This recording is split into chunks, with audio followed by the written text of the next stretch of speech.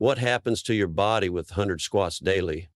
Imagine being able to change your physique in ways you never thought possible with just 100 squats a day. You might be surprised by the outcomes, which include tighter core muscles and stronger legs. Is the struggle worth it, though? Let's explore.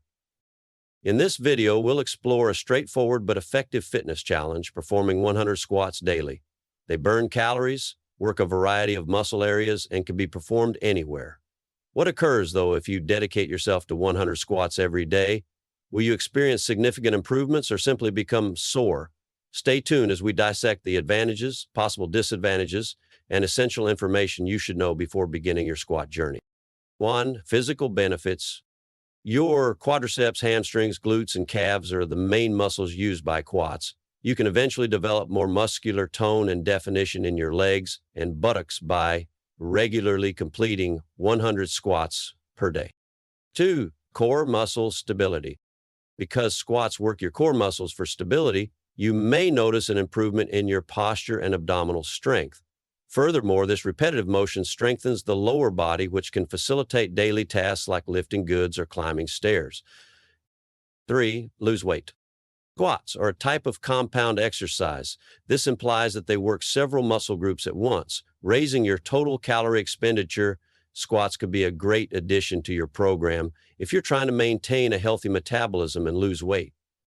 4. Reduce stress. Doing 100 squats a day helps you develop discipline and mental toughness. Maintaining a regular schedule promotes consistency, which is essential for long-term fitness achievement. Additionally, you may have less tension and a happier mood. Like other types of exercise, squats cause your body to release endorphins, which are naturally occurring feel-good chemicals. This implies that completing your daily squat challenge can also improve your mental health.